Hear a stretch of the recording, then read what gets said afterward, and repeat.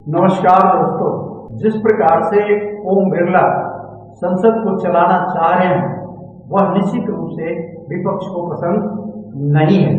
घटना आज ही की है जब राहुल गांधी जब बोल रहे थे तो उनका माइक बंद हो गया। इस पर आपत्ति जताने पर ओम बिरला का कहना यह था कि माइक बंद करने का बटन तो मेरे पास होता नहीं। अब बड़ी बात यह है, ठीक है मान लेते हैं आपके पास माइक बंद करने का बटन नहीं है, तो आखिर इस संसद को कंट्रोल कौन कर रहा है? इस संसद के स्पीकर कौन है? क्या इसको कोई बाहर से नियंत्रित कर रहा है? ये घटनाएं पिछली बार भी हुआ था, पिछले सत्र में भी ओम बिरला की ऐसी हरकत देखी गई थी और इसको लेकर के काफी बवाल हुआ था। कांग्रेस को भी एक बार सोचना पड़ रहा होगा जो हमने ओम बिरला का समर्थन क्या इसी के लिए किए थे।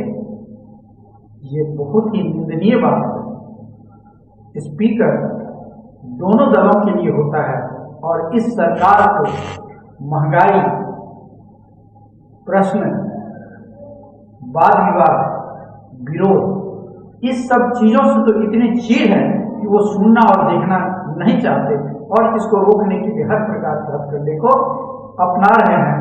और इसी बात को लेकर के आज संसद स्थगित हो गई। इतना ही नहीं हुआ, कांग्रेस का विरोध राज्यसभा में भी था जब खड़गे जी बोल रहे थे और उनके भाषण में धनखड़ महोदय बार बार उनको डिस्टर्ब किया और अंततः खड़गे जी को बोलने नहीं दिया गया और इस बात को लेकर के खड़गे जी भी काफी नाराज थे और उन्होंने अपनी नाराजगी जाहिर की।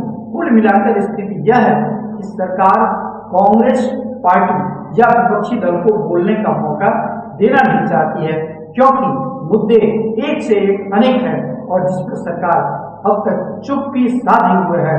अब ये संसद का नया सत्र शुरू हो गया है और मामले एक से बढ़कर एक है, लेकिन ये कहीं भी नहीं चाह रहा है कि सरकार का विरोध का सामना करना पड़े, विपक्ष कुछ बोले, इससे पहले बवाल करके उनको बदनाम करो। और इनके 2 रुपए वाली जो टोल आर्मी है वो काम कर रहा है, वो राहुल गांधी को बदनाम कर रहा है, वो लोगों के माइंड को डाइवर्ट कर रहा है, वो बात को कहीं से कहीं ले जा रहा है। राहुल गांधी पेपर लीक के मामले पर बोलना चाह रहे थे और जिसकी सूचना पहले से दी गई थी। अब सिर्फ ये नीट की पेपर लीक का मामला नहीं है, ये तो पूरी सिस्टम ही लीक कर गई है। मशीनरी चारों तरफ लीकेज है। एक बारिश नहीं हुआ कि कई जगह ये मामले और घोटाले देखने को मिला। राम मंदिर से लीकिंग हुआ, अटल टनल पे दरारें देखी गई, इससे पहले पिछली बारिश में हाईवे पे गड्ढे देखे गए थे, आज टर्मिनल टूटा और वहां से मामला आ गया। तो इस प्रकार से सरकार के सामने एक से एक ऐसे ज्वलंत मुद्दे हैं जिस पर विपक्षी को जवाब चाहिए और विपक्ष तो प्रश्न उठाएंगे। अब सरकार उन्हें बोलने का मौका न दे करके क्या लोकतंत्र को फिर से गला घोटने की तैयारी कर रही है, तो ये एक नासमझी होगी, क्योंकि विपक्ष इस बार उतना कमजोर नहीं है जितना सरकार समझ रही है। पहली बारिश में ही जब सारी पोल पट्टी खुल गई है तो अभी तो सेशन शुरू ही हुआ है और सरकार को कितनी नाराजगी झेलनी पड़ेगी, कितना विरोध इनके सामने होगा, इसकी कामना नहीं की जा सकती।